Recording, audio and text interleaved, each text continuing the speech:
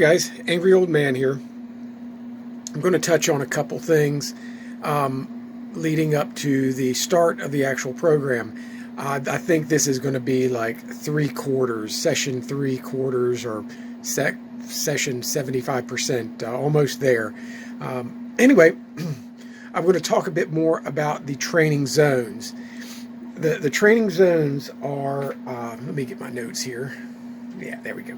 The training zones that I briefly mentioned in the last video were the recovery run, the AT run, the LTH run, the VO2 run, and the Supermax.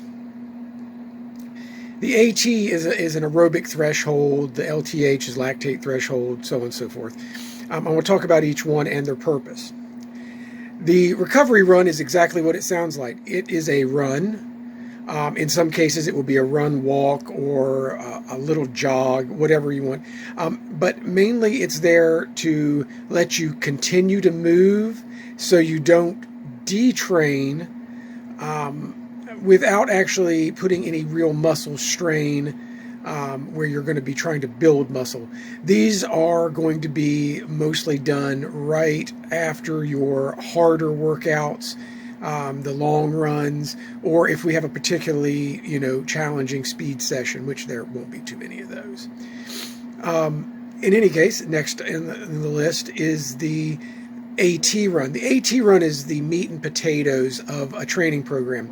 It sounds counterintuitive, but to run faster, you've got to run a lot slower.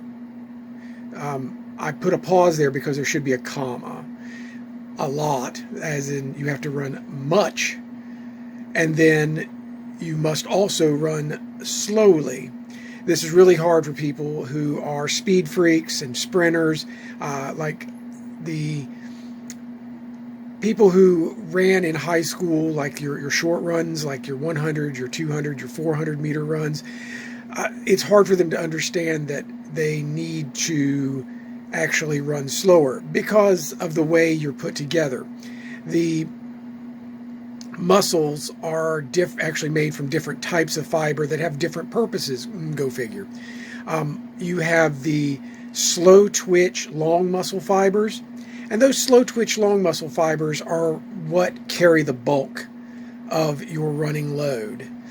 The fast twitch short muscle fibers are the ones that you really grind when you're like sprinting or jumping or dashing around. They are fundamentally a little less important to endurance runners, but we're talking about doing a 5K, which oddly enough is in that magic middle zone. It's not a sprint, and it's not what you would consider a real endurance run. Not that it doesn't take endurance, but you're not going to be out there grinding for 2, 3, 4 hours like you would, say, maybe 5 or even 6 hours in a marathon, where you would need those long, slow twitch fibers to be working optimally. So the aerobic threshold is where you're going to be burning a lot of fat. You're going to be building muscle, not intently, but certain muscle fibers in a very slow manner.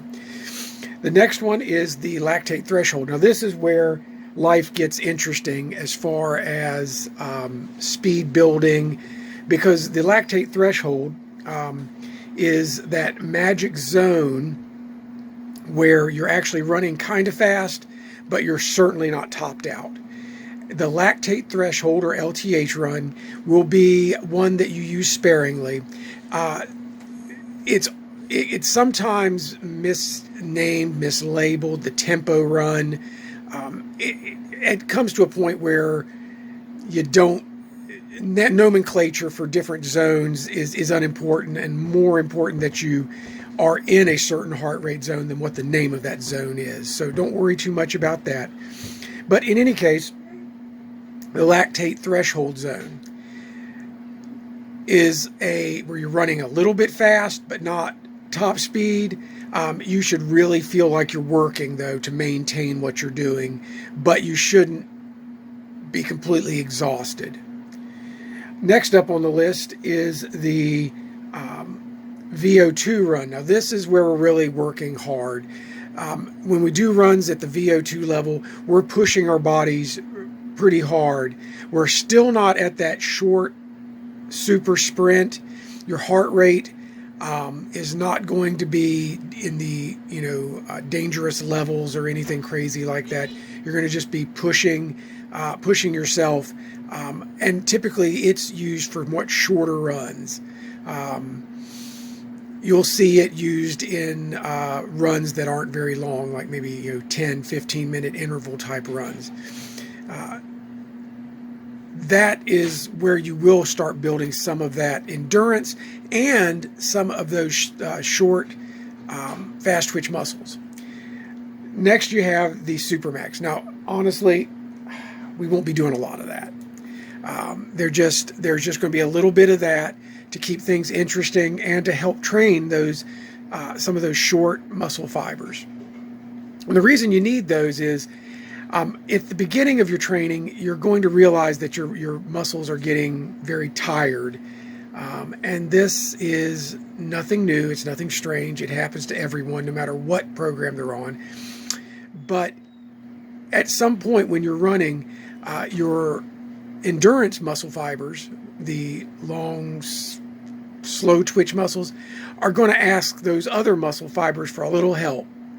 And it'd be nice if they were trained and could actually maybe hold the load for a little while they get a little recovery. This is all stuff that's all invisible inside of you. There's no magic switches that you can pull. It's how you train. And in this program, we're just going to be scraping the top of that whole idea, that whole program.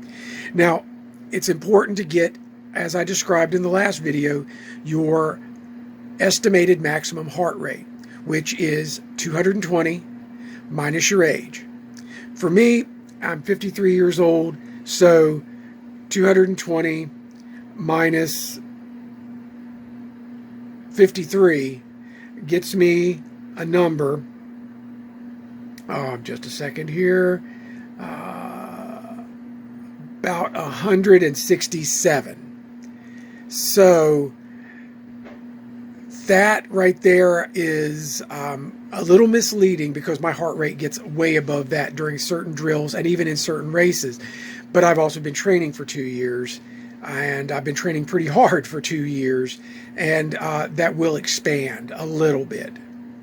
But we're going to use those numbers for this because I'm going to assume you haven't run for a while or you are sedentary and you're just starting out.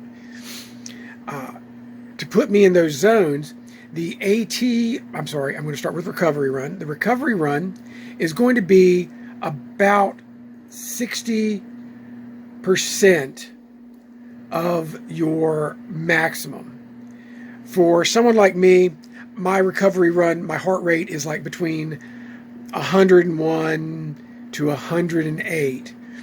That's pretty low. Typically, I've found in real life that rate, sorry, I'm getting adjusted here. That rate is a little low, even at recovery levels for me at this level, the level I train at. And I'm a little bit higher than that. Not much, just a little bit. I bump it up a little bit, and I still get the same effect I did as if I was doing it at 101, which is almost painfully slow for me.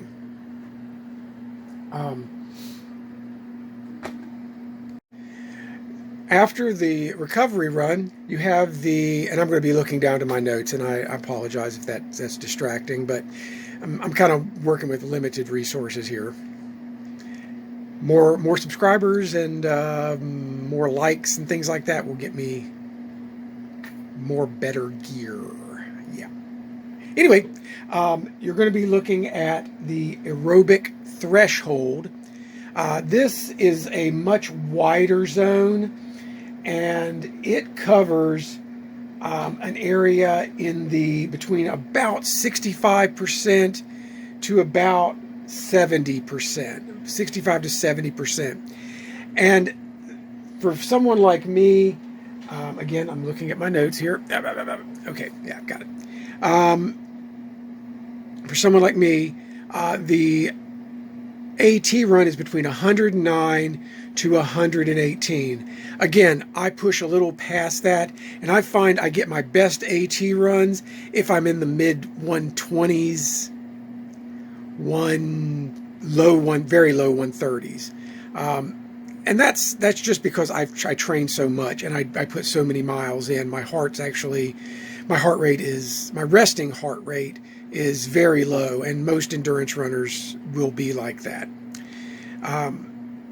The lactate threshold is 134 to about 142, and that is about 80 to 85%. Okay, I'm using my numbers here, but your numbers will be different, so just so we understand that. Next along the way is the VO2, and for me that's about 151 to 160, which puts me in the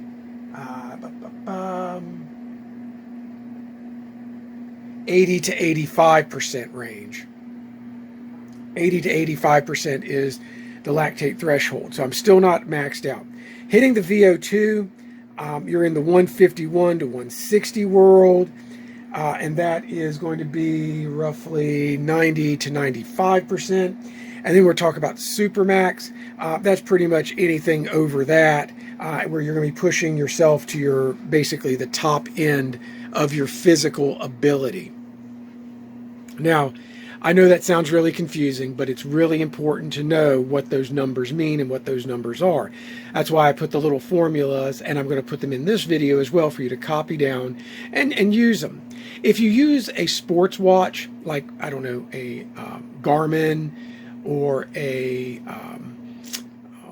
Polar or Coros, I mean, there's several brands out there. I'm not going to recommend any one in particular. If you would like to message me or ask a question about it, I'm more than happy to put my 2 cents out there on various models.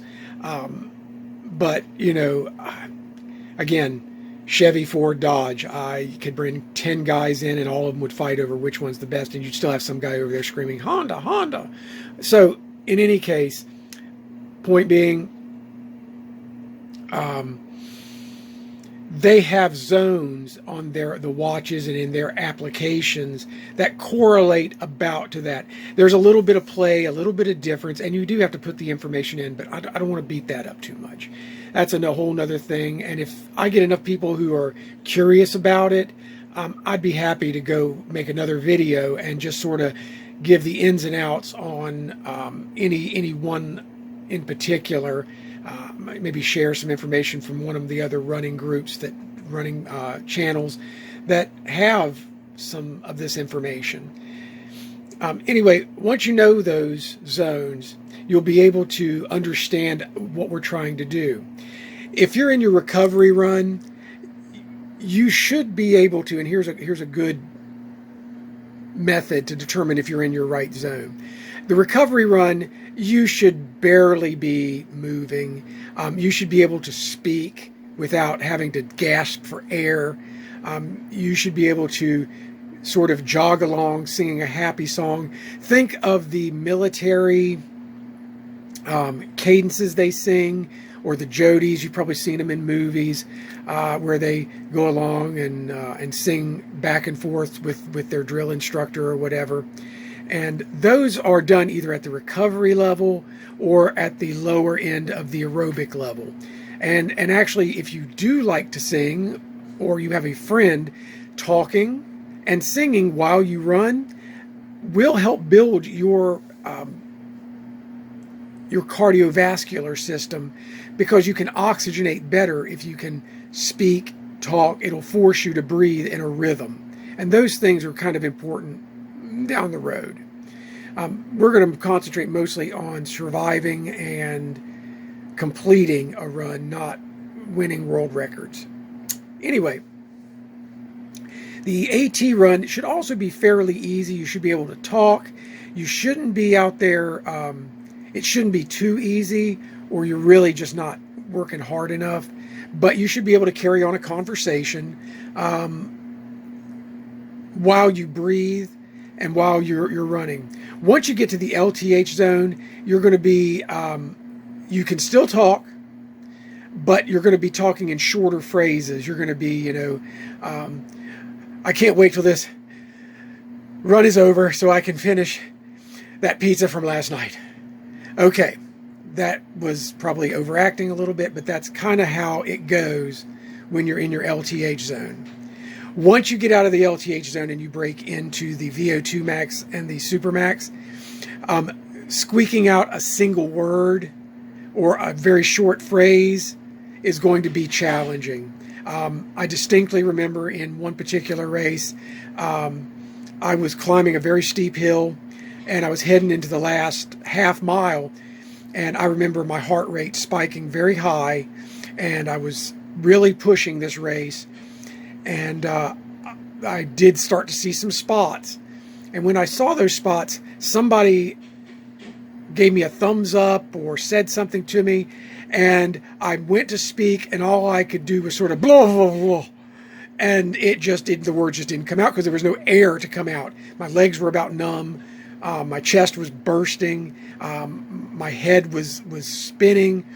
My fingers were tingling. I was pushing myself way into the supermax zone.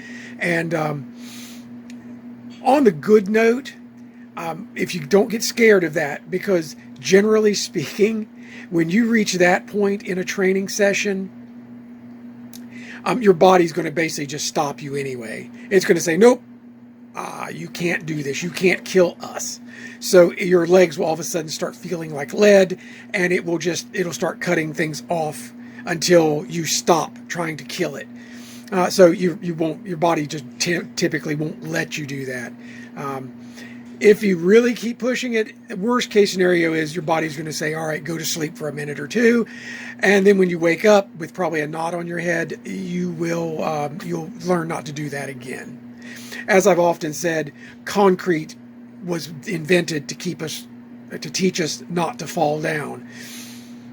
And that's basically what that would do for you. Anyway, that's all I've got in this video is those basic zones. Get those in mind, figure those formulas out, and our first run, which will be in a couple days, is going to be a recovery run. And we'll talk about that on the video I release for session 1. Don't be afraid of this. I believe in you. I think you can do this. I know you can do this. I did it. And I mean, the benefits far outweigh the cost. A new pair of shoes every now and again, a little bit of purpose-built running gear, clothing. The time is going to be the hardest thing, and you really do need to budget that 30 minutes a day. And we can get through this, and we can get to that turkey trot, and you can go out and impress everybody in the world. Now, this video will be a little bit longer, so I understand it'll take a little time to absorb, but you can go back and rewatch it, or just go to the slides that have the information, and, use what you want. Anyway, thanks a lot, guys. Have a great night, and always remember, you run angry, my friends.